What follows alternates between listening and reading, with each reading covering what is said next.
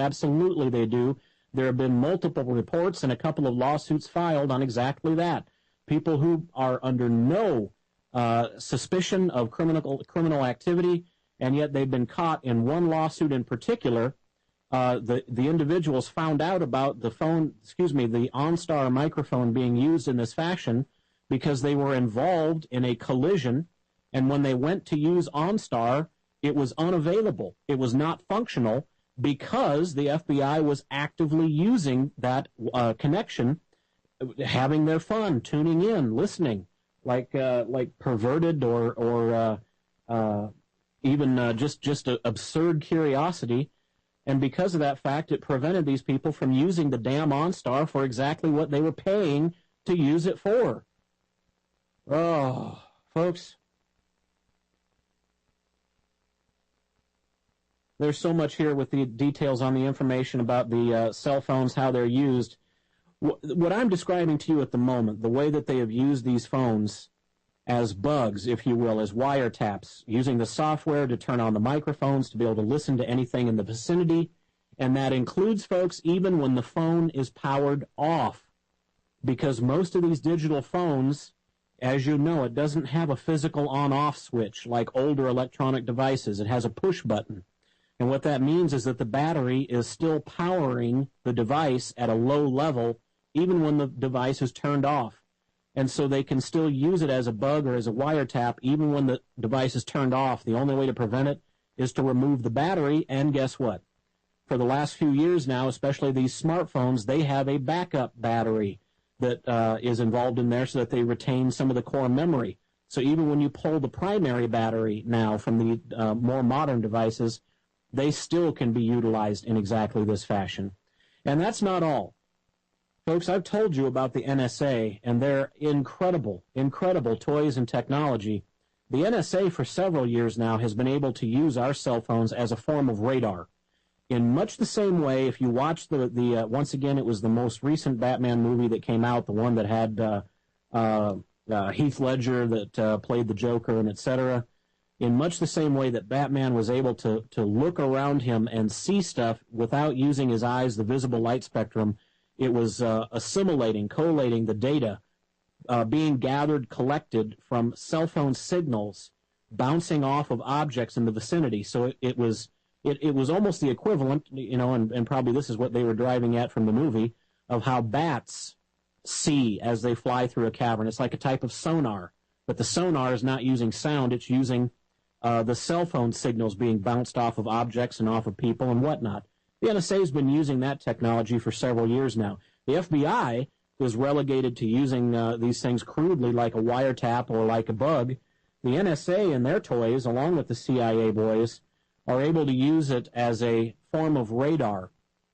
Drive down a city street, turn their cameras, if you will. We're not talking about visible light spectrum cameras. We're talking about those devices that collate this data being pinged and bounced from cell phone towers and signals. And they can look right through your house like an X-ray, see you moving from one room to the next, etc. And, folks, that is what they have in mind with this testing that they're going to do on November the 9th. The reason why it's going to last so long is because they're doing an escalated form of this pinging to collect a wider range of data about proximities. I have to be careful not to go into certain levels of detail about this information just now, at least today. But it is to take it to a new level of steroids in terms of their capability. And it's rather disturbing and alarming when you think about it.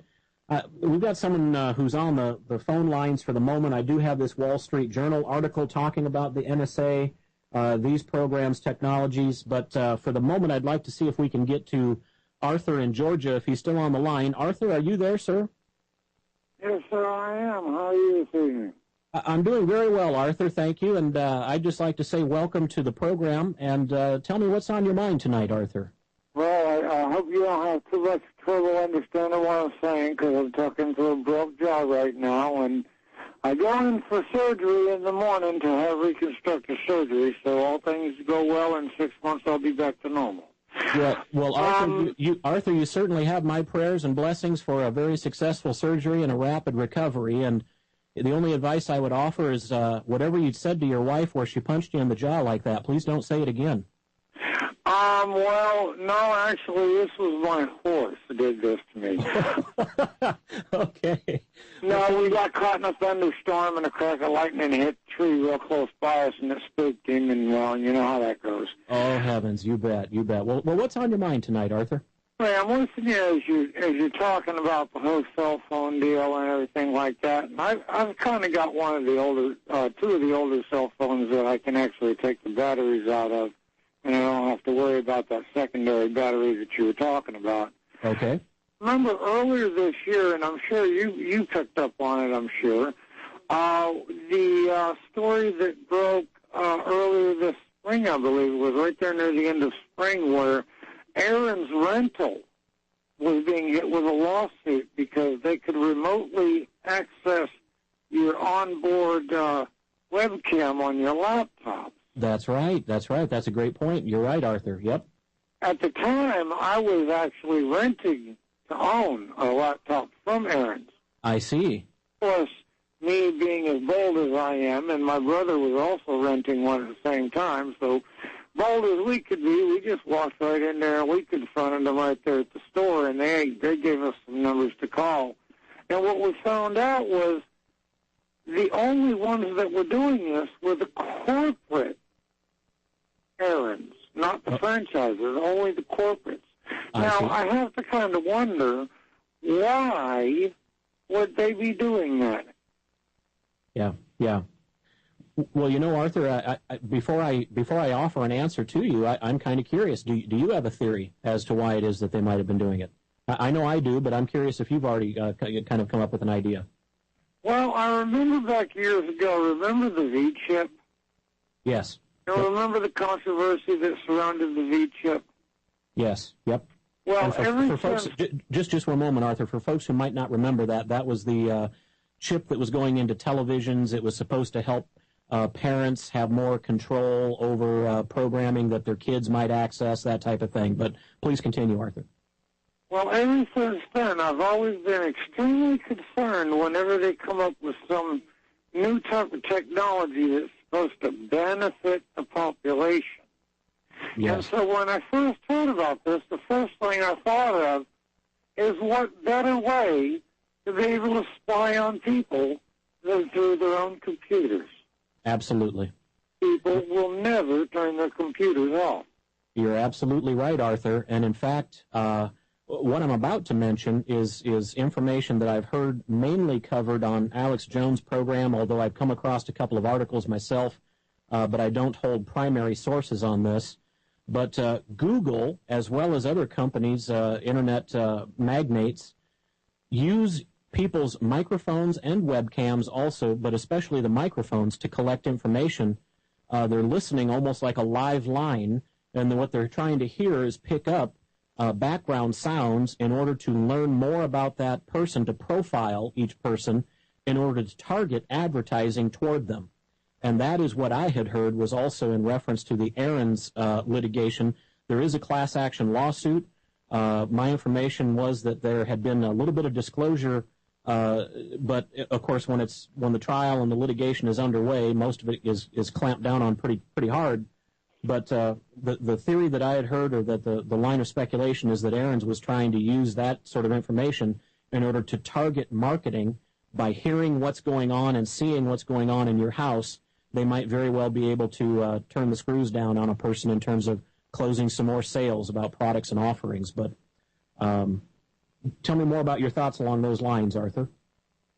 Well, I agree, absolutely. And see, this is what I'm concerned about. And what really struck me as being disturbing was, if we think about TSA, and we know how things have gone with their little, we don't save the video, we don't save the picture deals. Exactly. Now they're really getting concerned about children's protection and things like that.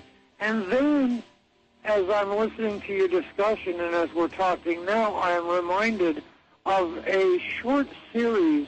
I believe it was a 5-episode series. Say, Arthur, we've got the break here. Please hold that thought. Come back. We'll be back in just a moment.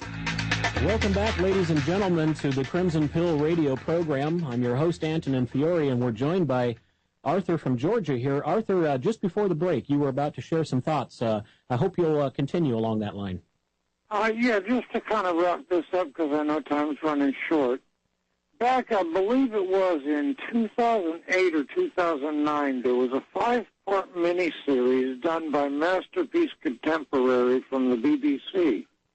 And it was entitled The Last Enemy. Oh. And in this 5-part series, it actually covered things. Now, I'm not a great fan of Alex Jones, but the man does put out some pretty good work. And he talks a lot about the global grid, the cashless society. Yes. And throughout this 5-part miniseries, at the beginning of every episode, there's this young man who does a little narrative that almost lays out the perfect police state, the perfect cashless society, the perfect global grid, complete with fingerprint and DNA and iris scanning and all of this stuff. Yeah. And as I listened to the discussion tonight, and then as you and I were talking, I couldn't help but think about that little 5-part miniseries. That's such a great example, Arthur. Did you say that that's entitled The Last Enemy? Yes, it was a BBC special 5-part miniseries. If you go to Hulu.com okay. Yep. and look under TV, and then look under Masterpiece Contemporary and find The Last Enemy. It is a very, very interesting 5-part miniseries that really gives a close, in-depth look of a modern-day version of George Orwell's 1984. Very interesting, very interesting. I thank you for bringing that to my attention, Arthur. I'm definitely going to check that out. Anyway, excellent show. Thank you very much, and you have a wonderful evening. Well, Arthur, I thank you so much. I appreciate hearing your commentary on some of the other programs with the other hosts, and I just want you to know, Arthur, I'm going to have you in my thoughts and prayers for, again, a successful procedure tomorrow morning and a speedy recovery. Well, I appreciate that, sir. Thank you very much. You bet. Thank you. Good night. Well, folks, I'm so thankful Arthur offered that as an example, because it sounds like that's a pretty inclusive series where it brings a lot of these different pieces, separate pieces, it brings them together. And, folks, you know, tonight, again, I've been focused on the cell phone technology, but what Arthur has said is exactly right. You know, as part of the TARP bailout monies that were spent and allocated, there's a big chunk of that was directed toward, and this is also part of the Obamacare abomination legislation, another big chunk of dollars allocated toward quote-unquote updating the emergent or medical record systems. I'll cover that in the next program. We do have Carol on the line from Kentucky, and Carol, I'll bring you into the show real quick. Welcome to the program, Carol. What's on your mind? Hi, thank you very much. I was calling to ask whether or not this thing that you were talking about that they were going to do with the EAS, yes, whether or not they're testing it or something, because I've had this cell phone. It's a Go phone, lent to me and everything, for the last 7 months or so. And here the last month, I keep hearing a dial tone. Oh. It doesn't matter if I'm on the phone with someone or it's just sitting here on my chair arm. Whether I'm on the phone or not, I hear a distinct dial tone. Very interesting, Carol, and that's very possible. I'll tell you, Carol, I apologize because we're at the top of the hour and closing out of the show. Maybe give a call in tomorrow night. We'll probably try to pick up this conversation.